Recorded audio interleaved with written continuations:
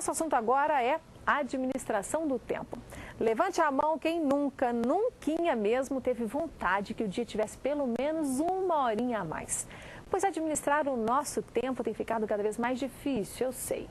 Por isso, convidamos um professor no assunto, o consultor Márcio Balbino. Muito obrigado pela sua presença, Márcio. Obrigado, Inácia. Eu quero começar sabendo de você quais são os principais ladrões do tempo. Bom, Inácia, a gente começa falando sobre a internet e o e-mail. A gente percebe o seguinte, as informações disponíveis no computador, a todo momento você tem uma informação nova. Então, a internet hoje ela é um grande ladrão. Juntamente com o e-mail. Por quê? Muitas vezes você vai olhar a sua caixa de mensagem e tem muita mensagem que às vezes não tem tanta importância para você verificar. Então, quando você chega de manhã, você acabou de chegar no seu trabalho, a pessoa, o executivo, o empresário, às vezes tem muita coisa para poder verificar. E vê aquele monte de informação. Ou seja, então às vezes ele pega boa parte da manhã vendo informação que não vai ser tão importante para o negócio dele ou para o trabalho. Aí, nesse caso, tem filtros, que são os firewalls que as empresas podem adotar no seu sistema interno, para proteger a entrada de spams, por exemplo. Certo. Mas aí é só ter um dedinho mais ágil, o que você acha? Ir deletando o que não precisa, nem ler só o necessário? Exatamente. A gente precisa ter aquele foco. Eu preciso olhar os e-mails que são importantes para mim. Eu costumo fazer o seguinte, os e-mails que eu vejo que são importantes, eu verifico e respondo quando necessário. Aqueles que eu vejo que não têm importância imediata, eu deixo marcado como não lido. Que em um outro momento eu vou leio. Na hora que for conveniente para você. Na hora que for conveniente, e não como primeira tarefa do dia. Porque tem aqueles e-mails, às vezes, de alguém que te mandou, mas que não é necessariamente precisa de uma resposta naquele momento, que você não precisa ficar perdendo tempo com aquele e-mail. Entendi. Adia um pouquinho. Adia um pouquinho, deixa um pouquinho mais tarde e não esquece do que tem que fazer de imediato. E as reuniões, Márcio, que também são inevitáveis, mas que a gente tem que saber lidar com elas, né? Isso, as reuniões é um dilema, porque as reuniões são necessárias, Nós precisamos ter novas ideias para poder solucionar os problemas. Porém, nós falamos do foco da reunião.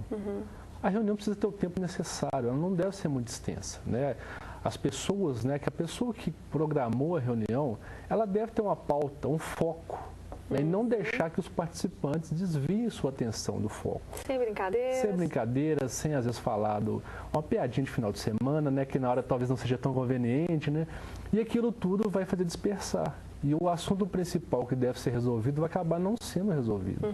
Então a reunião, como é que ela funciona? Ela precisa de acontecer, isso é fato, nós precisamos de reunir, conversar com mais pessoas, porém tem que ser uma reunião produtiva.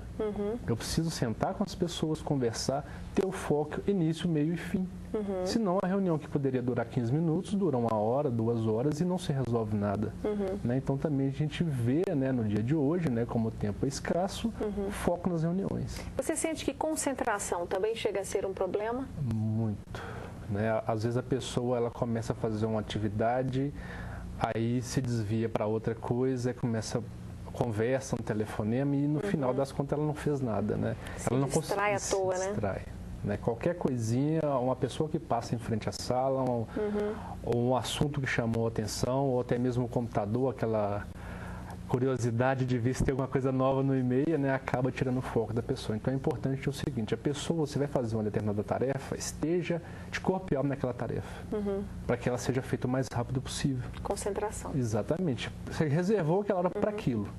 Você vai ficar naquele momento para poder executar aquela atividade e preferencialmente deixar as outras coisas para depois, para a hora que você tiver mais disponibilidade para resolver.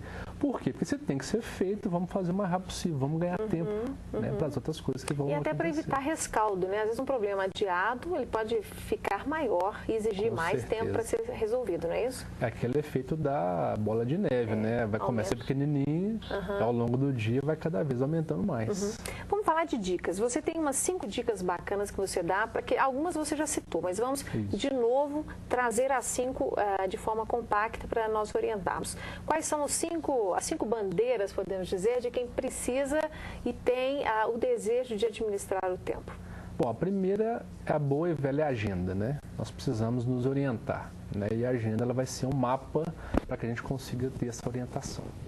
Mas não basta ter agenda, eu tenho que ter disciplina. Para cumprir a agenda. Exatamente, senão eu tenho uma agenda e não vai funcionar. Enfeitando a mesa. Vai ficar na mesa e eu vou olhar para a agenda e nunca vou abrir, não vou resolver o que está sendo feito. Né? A outra coisa é o seguinte, a terceira dica é diferenciar importante de urgente. O que é importante? Importante é algo que tem que ser feito e tem prazo. O que é urgente? É aquilo que ontem era importante. Então, se eu recebi uma atividade na segunda-feira para entregar na sexta, na segunda ela foi importante. Na quinta-feira ela vai ser urgente, porque eu tenho que entregar na sexta. Então a gente precisa entender isso. Nem tudo é urgente. Sabe uma coisa que eu aprendi também? Existem algumas demandas que chegam para a gente, que trabalha com coordenação, que elas perecem se você não der atenção imediata a elas, né? Então, assim, às vezes ficar num afã de resolver tudo é impossível, né? Dependendo do volume de demandas que um executivo tem, que um empresário tem, alguns problemas vão se resolver sozinhos ou alguém vai abraçar aquele problema além de você, não é assim também? Com certeza. O interessante é o seguinte, você fazer um filtro. Você recebeu uma nova tarefa, você faz uma leitura rápida e vê se tem alguém que precisa de ser contactado.